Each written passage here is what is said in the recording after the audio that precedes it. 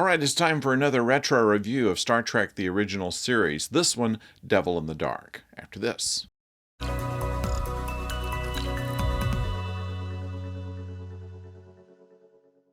Hello out there, I'm the oldest nerd, and today we're talking about Devil in the Dark, and it is one of the many Star Trek episodes that kind of questions who the devil really is.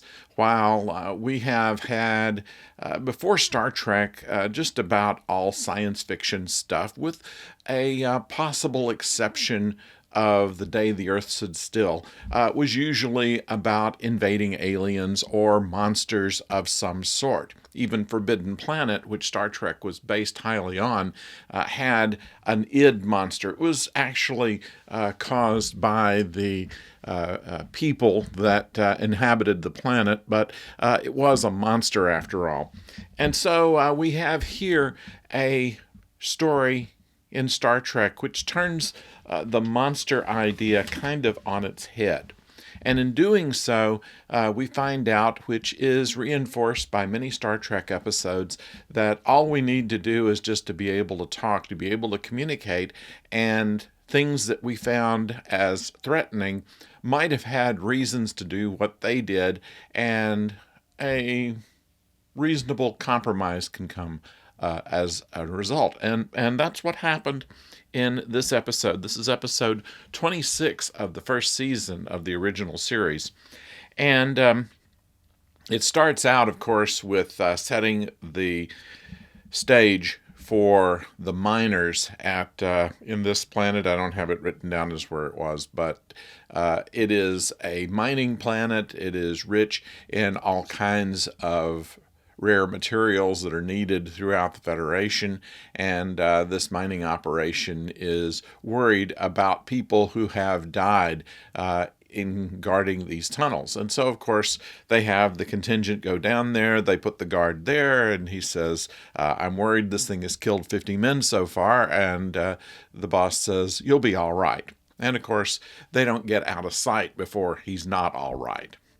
So the Enterprise has arrived due to the request of the miners. First of all, just the idea that what we're going to have to do is have stronger weapons to kill whatever this is without really finding out what it is.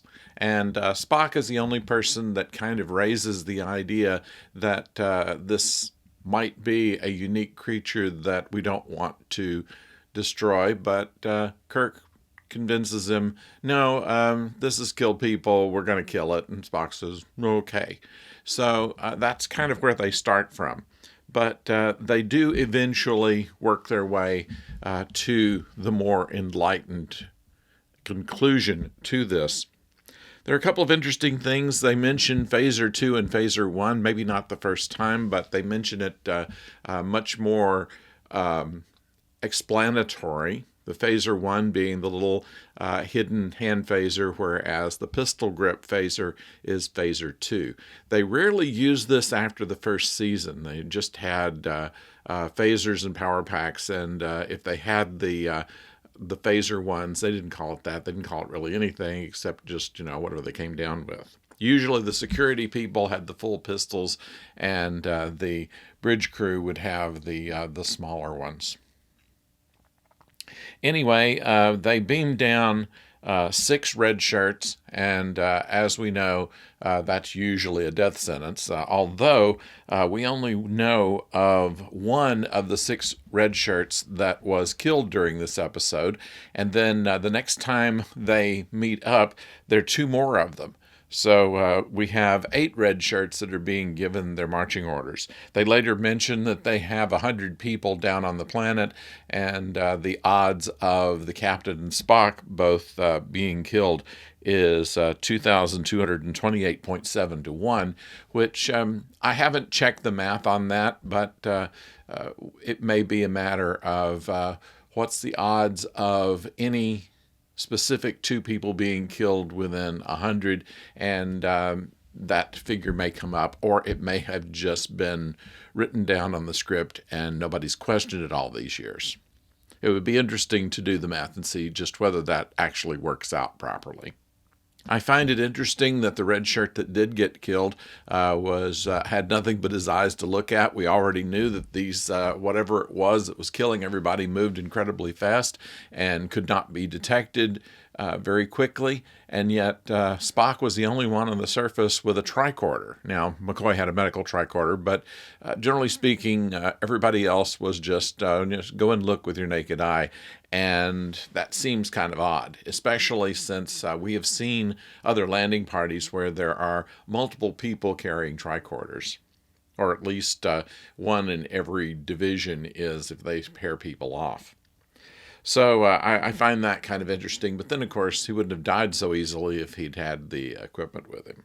Once again, McCoy is referred to as Doc in this episode. Once again, this is unusual, and only in the first season does the captain ever refer to McCoy as Doc.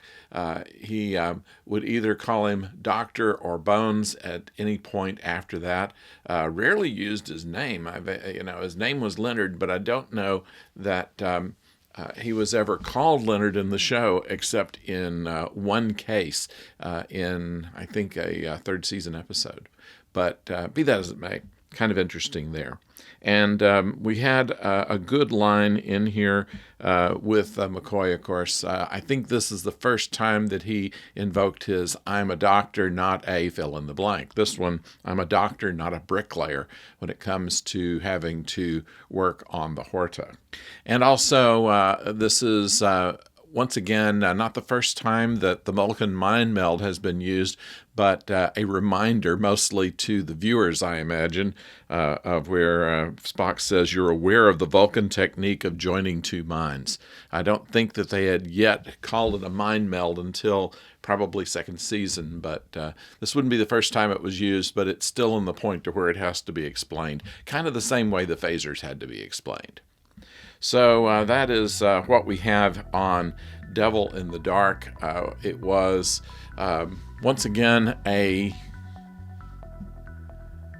very representative of future Trek episodes, to where whatever is a god is a machine, whatever is a monster is really just someone that they hadn't fully talked about too, and that the real devil in the dark was the humans that were destroying the eggs. And yet everything ended nicely, everybody was happy, and that is the Star Trek utopia that Gene Roddenberry so often hailed. So, like to know what you think about it. Please subscribe to the channel if you have not done so already, and there is a bell signal that you can click in order to have the next video that comes around give you a notification. I don't know how that works. How does that work? Somewhere along there, if you click the bell, it will tell you when the next video comes out. As long as you have not canceled the notifications on your phone. It gets complicated, honestly. I don't really get too much into that. But I would like you to know when the next video comes out, because we're talking about other things. So that is what we have for you, and we hope that you will stay tuned to this channel for these things that we offer. Every once in a while we find something new as well, and we will throw that your way as we can. But until next time, don't go far.